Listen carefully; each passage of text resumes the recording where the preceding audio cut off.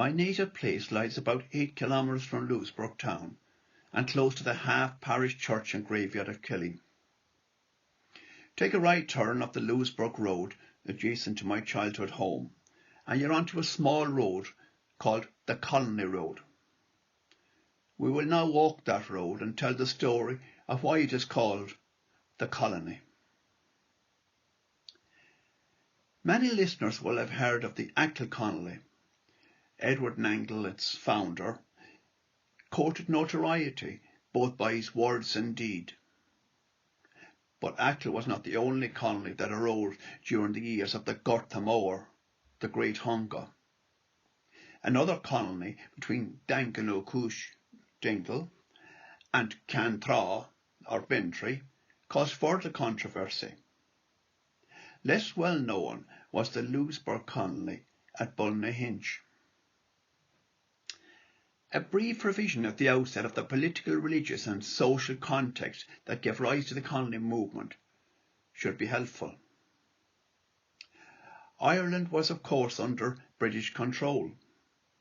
The late 1840s and 1850s saw a great wave of evangelical Protestant revivalism. People were starving and desperate parents would take desperate means to keep their children alive. The Protestant Church of Ireland was the established church. Because there is frequent mention of the term established church in the articles I quote, I will briefly summarise its meaning and some advantages accruing to Protestants from this arrangement. From the 16th century, a practice developed whereby the religion of the ruler became the religion of the state. It conferred the following main advantages. The law of the church was the law of the land. All of the people of the state were required to support the established church by tithes. The bishops had membership of the House of Lords and could influence legislation. The state had a special place in education, which bestowed further influence. Let us look at this in an Irish context. The census of 1861 showed that only 1/8 of the population were members of the established church. Not a single county had a majority. As an extreme example, Catholic peasants in some parishes were paying tithes to a church where the only member in the area was the local rector. Even Gladstone, who was a staunch supporter of the established church, saw the situation as untenable. It would be reasonable to conclude that this background of evangelical zeal, an established church and British control, allied to a desperate people, created the perfect storm for the rise of the colony movement.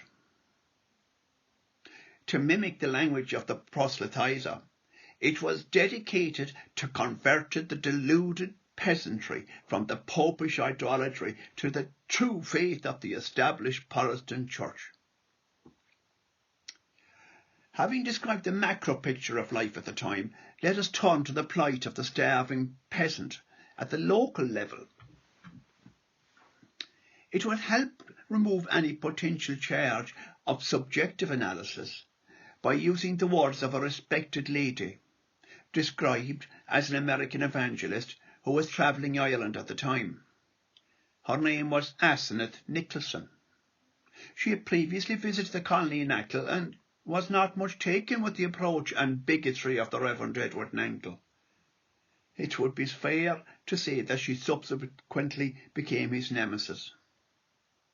I mentioned the Achill connection to establish Asenath Nicholson as a credible witness. The article quoted here was written just before the foundation stone was laid for the new colony church in Louisburgh. And I quote, Asenath Nicholson, spring 1848. The little town of Louisburgh, 2 miles from Old Head, has suffered extremely. An active priest and faithful Protestant curate were doing to their utmost to mitigate their suffering, which was like throwing dust to the wind. Lost, lost forever. The work of death goes on, and what is repaired today is broken tomorrow. Many have fallen under their labours. The graves of the Protestant curate and his wife were pointed out to me in the churchyard, who had fallen since the famine in the excess of their labour. And the present curate and his praiseworthy wife, unless they have supernatural strength, cannot long keep up the deadly struggle. The road into the Killary Mountains was rough, and we constantly were meeting pale, meagre-looking men who were on their way from the mountains to break stones and pile them mountain high for the paltry compensation of £1 of meal a day. These men had put all their seed into the ground, and if they give up their cabins, they must leave the crop for the landlord to reap, while they must be in the poorhouse at the open air. This appeared to be the last bitter drug in Ireland's cup of woe. Why, a poor man was asked, whom we met dragging seaweed to put in his potato field, why do you do this when you tell us you expect to go to the poorhouse and leave your crop to another? I will put it in, hoping that God Almighty will send me the work to get a bit. We met flocks of wretched children going to school for the bit of bread, some crying with hunger and some begging to get in without the penny which was required for tuition. The poor emaciated creatures went weeping away, one saying he had been looking for a penny all day yesterday and could not get it. The doctor who accompanied us returned to the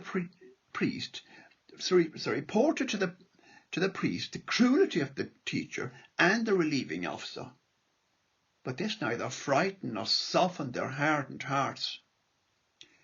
These people are shut in by mountain and sea on one side, and roads passable only on foot on the other, having no bridges, and the paths entirely lost in some places among the stones. Though we met multitudes in the last stages of suffering, yet not one through that day asked for charity, and in one case the common hospitality showed itself by offering us milk when we asked for water. This day I saw enough, and my heart was sick. Taken from her book, Lights and Shades of Ireland, 1850.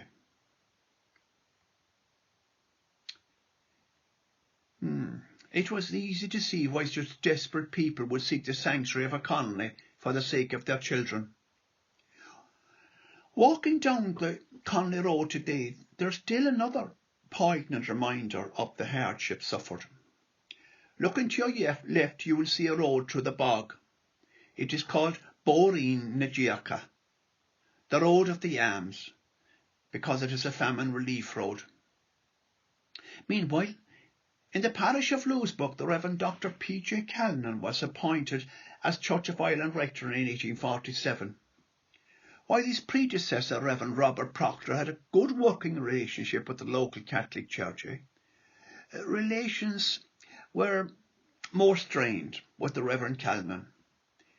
He seemed to be making great strides in adding Catholics to his Protestant flock, but already there were charges of proselytism.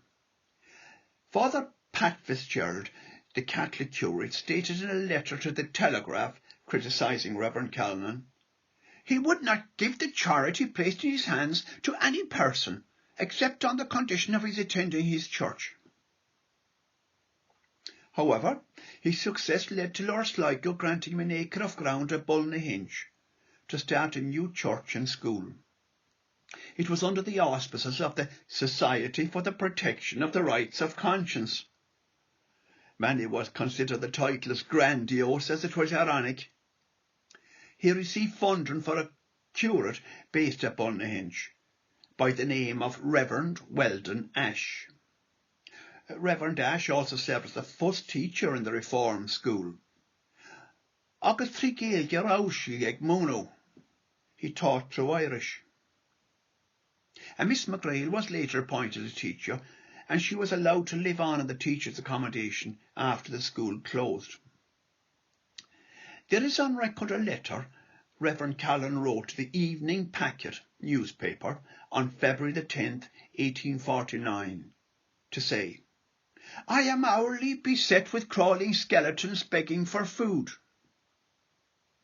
We can see from this he was well aware of the awful plight and suffering of the people around him. He was providing soup to his congregation before the start of the colony. The new church was consecrated in 1853. Agus rud simúlé go seolas iad an Eaglas nua trigéige. It is interesting to note that the dedication ceremony for the new church was performed through Irish. It is further of great interest to note that 300 people attended the consecration of the new church. But who were the people in attendance? From what we know of church membership at the time, they were not entirely a Church of Ireland congregation. In a letter to the Telegraph on the 21st of June 1850, the Reverend Miles Sheridan, PP, drew attention to the proselytising campaign and further stated, "There are in the entire parish, town and country, about 10 Protestant families of old standing." Were the new converts poached from the Roman religion? Perhaps some of them were the crawling skeletons begging for food, referred to in his earlier letter. A letter published in the Telegraph, which was the leading nationalist paper in County Mayo at the time, brings further illumination.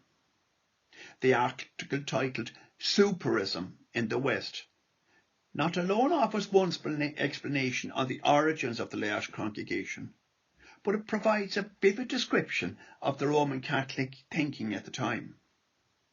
And I quote, "Our attention has been drawn to a glowing description recently published of the consecration of a new church at Bunlehinch, about 5 miles west of Louisburgh, by the Protestant Bishop of Tuam. He was attended there by a large number of respectable Protestants from Westport and its neighbourhood. We do not for a moment question their right to be there, for we believe he must have exclaimed, 'I have not seen as respectable a congregation in any part of my diocese as that now before me.' No question of it. But had he been there on the following Sunday, we have no doubt he would have exhibited a face as woebegone as that of the Knight of the Rueful Countenance, in beholding a church whose family had dwindled down to the minister's family, the scripture readers, and about a dozen of those who had sold themselves for a time, and who are now waiting the hour when they shall throw off the hypocrite's mask and become reunited with their neighbours in public worship at the altar of God." The erection of the church at Bunlehinch reminds us of the bridge where there was no water. But jobbing in the English charity funds appears to be in those days, among the Protestant ministers, as profitable as jobbing in bridges proved to be in former days in Mayo. Strong words indeed. Whatever the truth, the secretary of the society, a man named Hoban, leased to 490 acres from Lord Sligo, who must have been convinced of the potential. Hogan built a dozen 2-bedroom cottages for the converts, along with a school. There's further evidence of the optimism of the Protestant clergy with regards to the anticipated influx of converts. Here is a short excerpt from another church news item published in the Telegraph, and I quote once more. November the 3rd, 1849. "On Sunday last, the Lord Bishop of Tuam held an ordination at the parish church of Westport. 3 clergymen received the order of priesthood, and 3 others were admitted the order of deacon.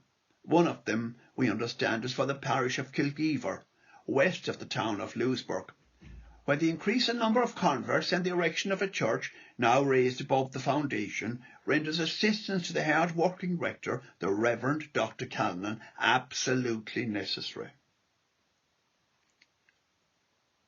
And so the colony appeared to grow. We note from the date of the above letter, November 1849, that the church was at foundation level. The letter describing the consecration of the church is dated September 1853. By that time we know that conditions had improved, and although there were intermittent crop failures for the rest of the century, the 1850s did not have wholesale blight destruction or famine. There was more charitable assistance available, and relief work had improved. So how did the reduction in hunger and slow improvement in conditions affect the colony?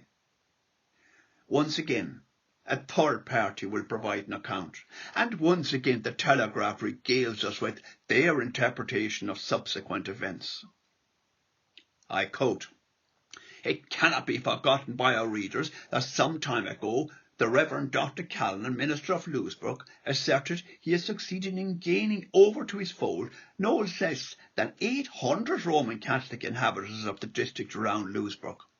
All of them were heavily fortified in their adopted faith, but in order to protect these converts and keep the new faith indelibly engraven in their hearts, funds should be supplied by the charitable English public, the disposal of which the Reverend Doctor desired should be left to him." Nor was he disappointed, we believe, in this area. Food, money and clothes, to a very large amount, found their way to the soul traffic emporium at Louisburgh, the Reverend Doctor being deputed to carry on the trade at the newly opened establishment. For a time, particularly during the famine season, which sorely tried the hearts of the starving, the distributors of the English charity succeeded in persuading numbers of the hungered and famine-stricken natives to attend Protestant worship. They resolved, when better times came around, to rejoin that religion, outwardly renounced by them, but inwardly adored. The expected good time has come. God having blessed the labours of the industrious population, the land has yielded her rich stores of food, corn, potatoes, vegetables, etc., for all the requirements of his people. They also deemed it prudent to stop inhaling the English doctrine, administer them at stated periods by the evangelical doctor, and a parade of quacks employed by him, whose prescriptions varied according to the strength and vice versa of the patients. Now the 800 rank and file have returned to the old and ancient fold. We never could be persuaded that these poor people left the Roman Catholic Church from the conviction that the doctrine taught therein was erroneous or idolatrous, but from necessity, the dying necessity of food for their starving children. We state our firm conviction that there is not one Protestant clergyman among the entire corps in the proselytizing camp will venture to place his hand upon his heart and declare in the presence of God that those who had gone over to them had not done so from worldly motives, and not from the conviction of errors in that religion to which their parents had lived and died. They cannot do so, and dare not do so. End of quote. The Catholic deanery of Tuam was not content with stirring up local feeling against the proselytizing Protestant activity in Louisburgh. They also decided it was their duty to inform the charitable English people who subscribed to such organisations as to how their money was spent. A letter to the Northampton Mercury newspaper, dated November 1849, adds a further layer to the controversy. And I quote, "At a meeting held in the deanery of Tuam on October the 22nd, 1849, the following resolution was proposed and unanimously approved.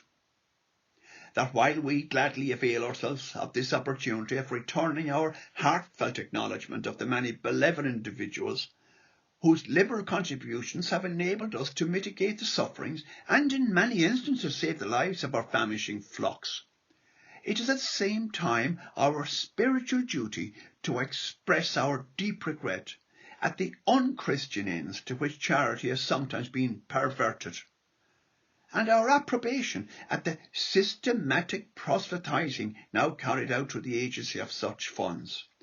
by some cruel ministers of the gospel who refuse relief, unless on condition that the starving creatures shall renounce their religion. 2 disgraceful cases of proselytizing, too long to be detailed, have no doubt called forth the indignant protest. One occurred last month in the west of Ireland in a place called Louisburgh. The gentleman who was accused before the magistrate was a Reverend Dr. Callan, a Protestant clergyman. He received the most severe castigation I ever heard from a magistrate. And now, sir, I leave you and the public to decide the value of the evidence I've adduced. Alas for poor old Ireland, that she should be converted into a battlefield, instead of being, as she ought to be, a land of peace and prosperity. But how can this be when a large established church with enormous revenues is preying on our very souls and a milestone around her neck, while our poor starving sons are forced to uphold a church that they do not believe in and never will? But in spite of all the resources of the Irish Protestant Church, in spite of 300 years' existence, during which every means were used to pervert our Roman Catholic brethren, Ireland is still a preeminently Catholic country, sending forth her priests and bishops and her devoted nuns to carry her faith to the most distant climes, in the most savage lands.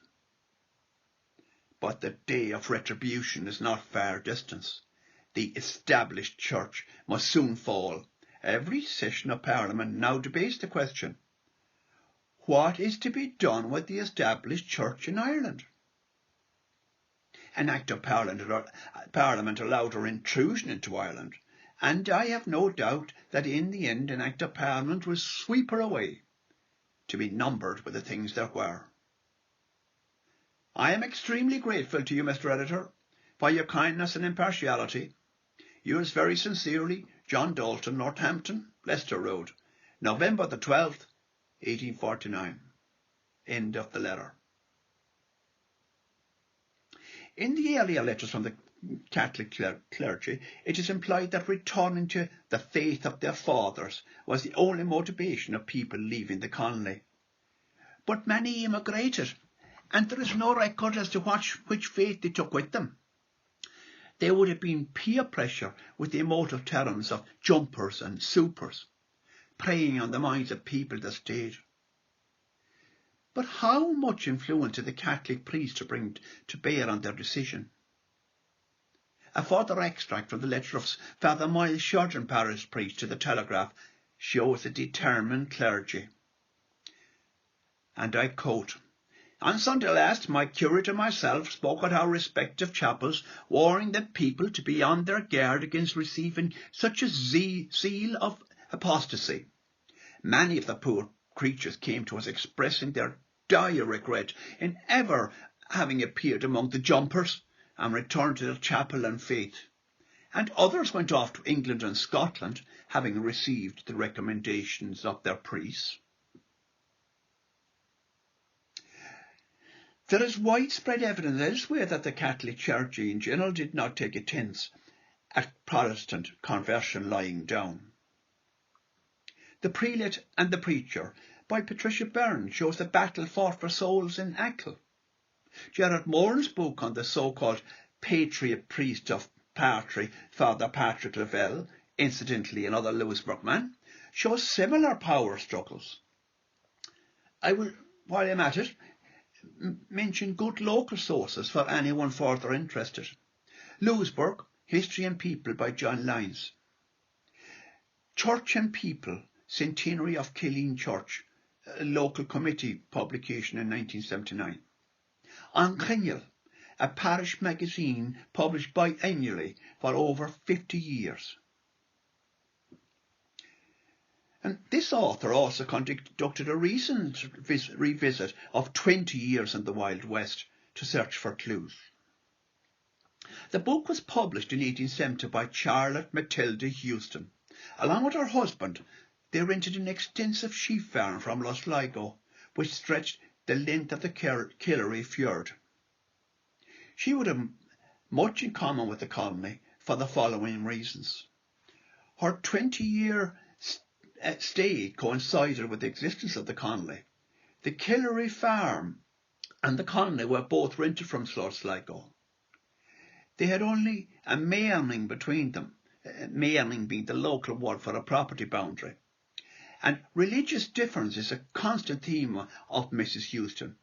Indeed, it is a book that would be unpublishable today, such as our racism and bigotry. She mentions the Achill mission and other efforts to convert the popish peasants. On the other hand, she is critical of the injudicious zeal of the mission clergy, not out of Catholic sympathy, but as a criticism of their strategy. The following short extract from her comment on the Achill mission will give insight into why she would not have held her silence if there had been a thriving colony on her doorstep. I quote from her book.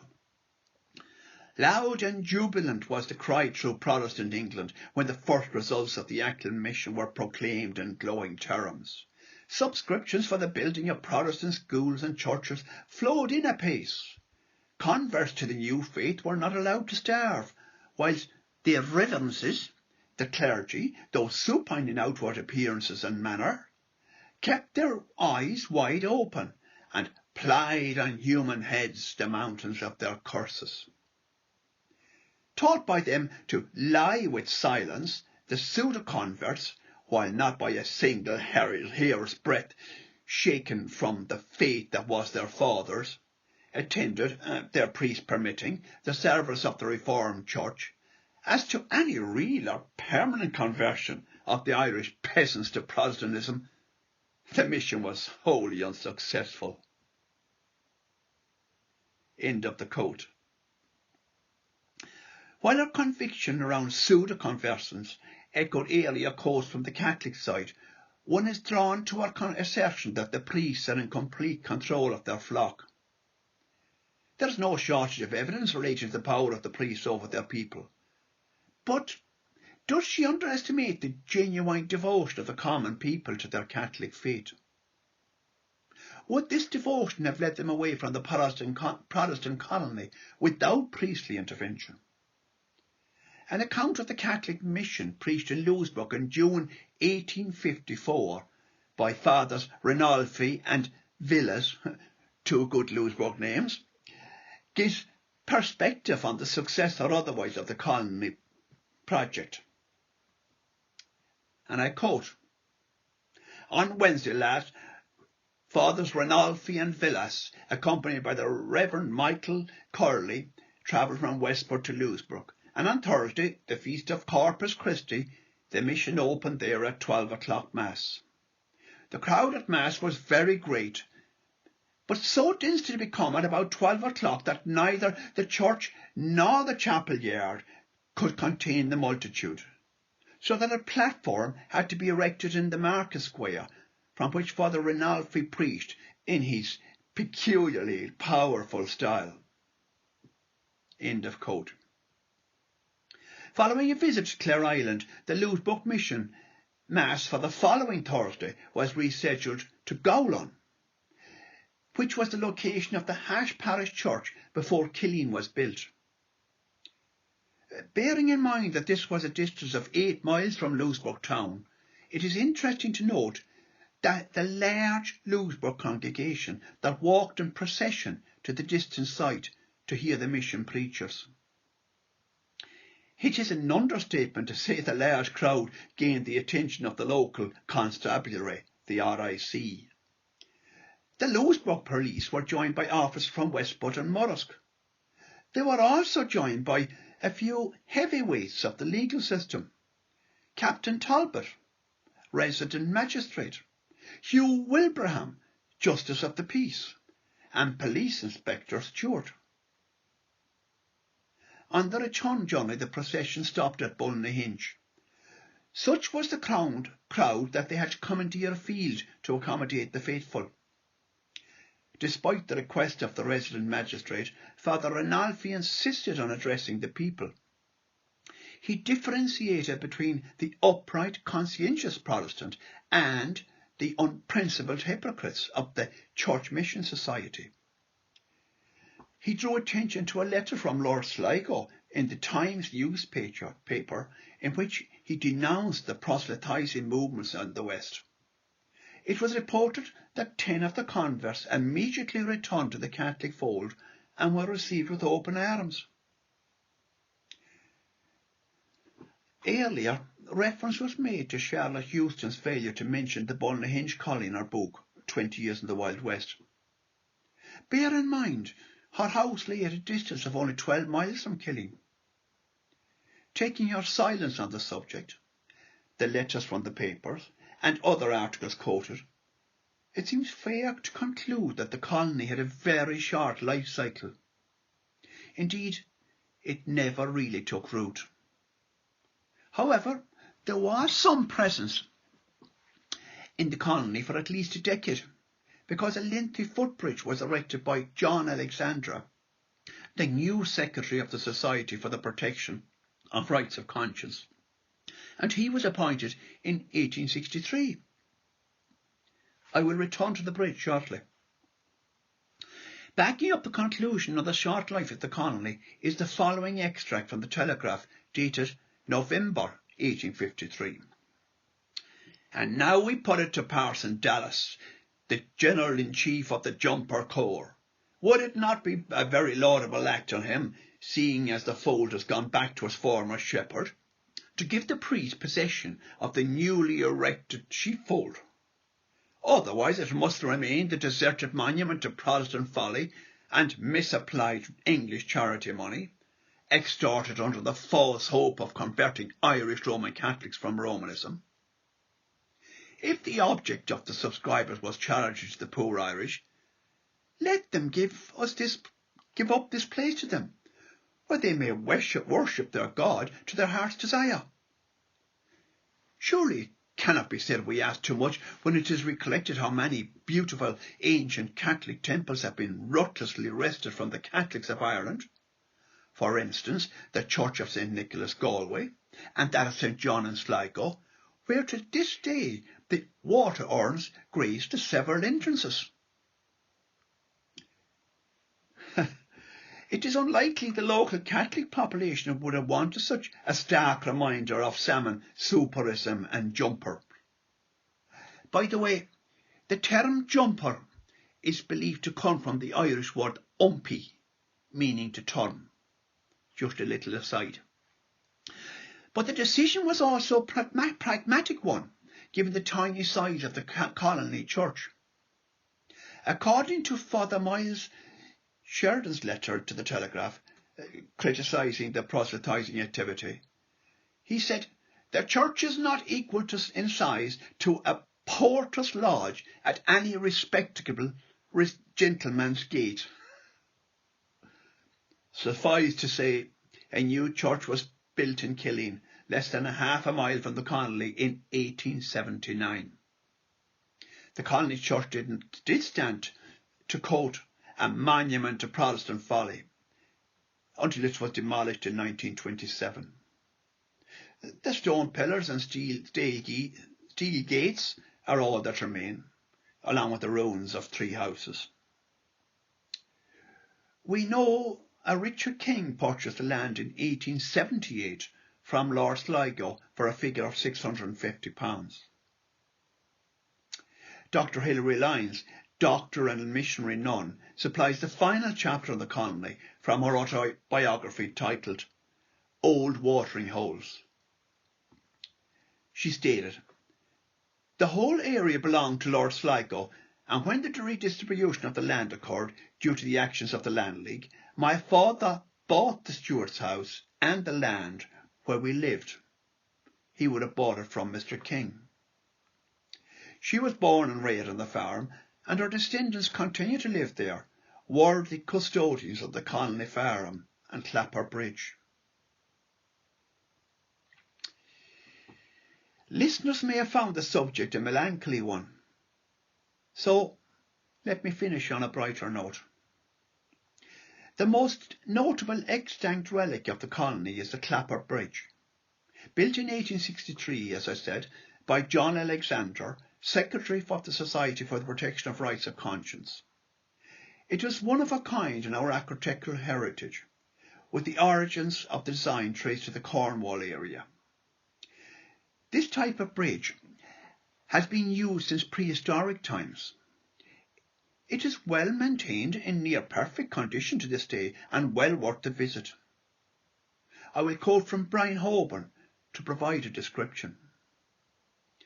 It is a unique and interesting feature with an interesting history. The bridge is a low, curving construction, 130 foot long, formed of 38 boulders spanned by slabs of stone, and takes walkers across a wide but shallow ford.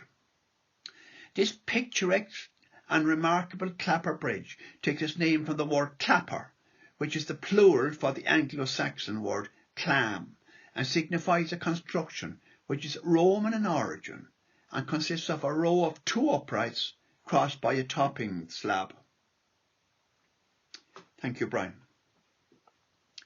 Today, the bridge attracts many visitors, and it's still the magic, safe place where I played as a child. But few visitors would know the sad history that played out in the fields around them. After this presentation, when you visit, you will look wistfully beyond the Clapper Bridge, wishing the stones could give up their story. Whatever about ghosts of the past, you will never hear local people call the area Bunlehinch. It will always be the colony. Would you take a moment to reflect on the events described while I read my short poem, Bunlehinch?